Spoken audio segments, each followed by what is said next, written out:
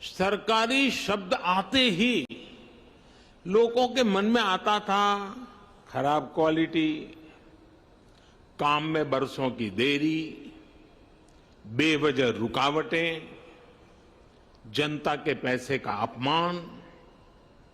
मैं अपमान इसलिए कह रहा हूं क्योंकि जो टैक्स के रूप में देश की जनता सरकार को देती है, उस पैसे का इस्तेमाल करते समय सरकारों में ये भावना ही नहीं होती थी कि एक भी पैसा बर्बाद नहीं होना चाहिए। हर एक को लगता है अरे यार ऐसे ही चल रहा है, चलने दो, चलता है, क्या है। देशवासी भी अभ्यस्त हो गए थे कि देश ऐसे ही चलेगा। वो परेशान होते थे, दूसरे देशों की प्रगति देख उदास होते थे और इस भावना से भर गए थे कि कुछ बदल नहीं सकता।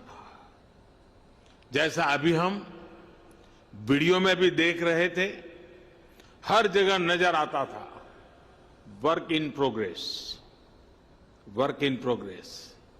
लेकिन वो काम कभी पूरा होगा भी या नहीं, समय पर पूरा होगा या नहीं, ये लेकर कोई विश्वास जनता के मन में नहीं था।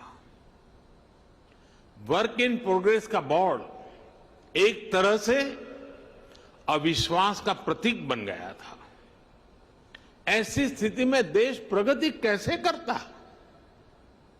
प्रगति भी तभी मानी जाएगी जब उसमें गति हो, गति के लिए एक अधीरता हो, गति के लिए एक सामूहिक प्रयास हो।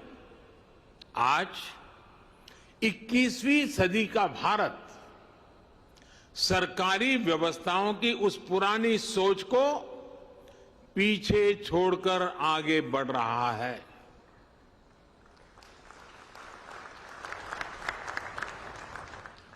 आज का मंत्र है will for progress, work for progress, wealth for progress, plan for progress, preference for progress. हमने न सिर्फ परियोजनाओं को तय समय सीमा में पूरा करने का वर्क कल्चर विकसित किया, बल्कि आज समय से पहले प्रोजेक्ट पूरे करने का प्रयास हो रहा है। अगर आज भारत आधुनिक इंफ्रास्ट्रक्चर के निर्माण के लिए ज्यादा से ज्यादा इन्वेस्टमेंट करने के लिए प्रतिबद्ध है, तो वही आज का भारत हर वो कदम भी उठा रहा है जिससे प्रोजेक्ट्स में देरी ना हो, रुकावटें ना आए, कम समय पर पूरा हो। साथियों, देश का सामान्य मानवी एक छोटा सा भी घर बनाता है तो उसके लिए बाकायदा प्लानिंग करता है। कोई बड़ी यूनिवर्सिटी बनती है, कोई कॉलेज बनाता है, तो भी पूरी प्लानिंग के साथ बनाया जाता है। समय समय पर उसके विस्तार की गुंजाइश को भी पहले से ही सोच लिया जाता है। और ये इसमें हर किसी का अनुभव है, हर एक का ये अनुभव से आप गुजरे हैं। लेकिन दुर्भाग्य से हम भारत में इंफ्रास्ट्रक्चर से जुड़े प्रोजेक्ट्स में कॉम्प्रिहेंसिव प्लानिंग से जुड़ी अनेक कमियां रोजमर्रा अनुभव करते हैं। थोड़ा बहुत जहां हुआ भी है तो हमने देखा है कि रेलवे अपनी प्लानिंग कर रही है, रोड ट्रांसपोर्ट डिपार्टमेंट अपनी प्लानिंग कर रहा है, टेलीकॉम डिपार्टमेंट की अपनी प्लानिंग होती है, गैस नेटवर्क का काम अलग प्लानिंग से हो रहा है। ऐसे ही तमाम डिपार्टमेंट अलग अलग प्लान करते हैं। हम सभी ने ये भी देखा है कि पहले कहीं सड़क बनती है सड़क बिल्कुल तैयार हो जाती है और फिर कोई पानी वाला डिपार्टमेंट आएगा, वो पानी की पाइप के लिए उसकी खुदाई कर देता है, फिर पानी वाले पहुंच जाते हैं। इसी तरह काम होता रहता है।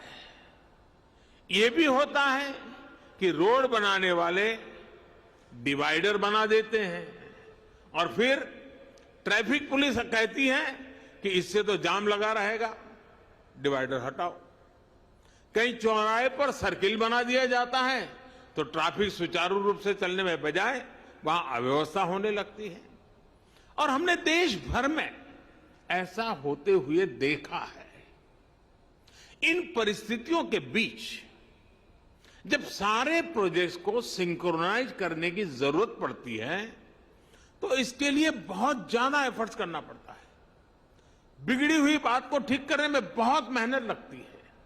साथियों, ये जितनी भी दिक्कतें हैं उसका मूल कारण ये है कि मैक्रो प्लानिंग और माइक्रो इम्प्लीमेंटेशन जमीन आसमान का अंतर होता है। अलग अलग विभागों को पता ही नहीं होता कि कौन सा विभाग कौन सा प्रोजेक्ट कहां शुरू करने की तैयारी कर रहा है। राज्यों के पास भी इस तरह की जानकारी एडवांस में नहीं होती। इस तरह के साइलोस के कारण निर्णय प्रक्रिया भी प्रभावित होती है और बजट की भी बर्बादी होती है। तो पीएम को आप सुन रहे थे। पीएम ने अपनी सरकार के कामकाज की तो तारीफ की ही है, साथ ही पहले की सरकारों में किस तरह से काम नहीं होता था, गति किस तरह से धीमी थी, विकास के मामले में किस तरह से पिछड़े थे, इसे लेकर भी निशाना साधा गया है पीएम की ओर से। तो परियोजना का शुभारंभ पीएम की ओर से। अब में और पिछले सरकारों में क्या बदलाव आया है, क्या अंतर आया है, इसकी बात कही गई है। आत्मनिर्भर भारत की बुनियाद हम रचने का काम कर रहे हैं। तेज रफ्तार से देश आगे बढ़ रहा है।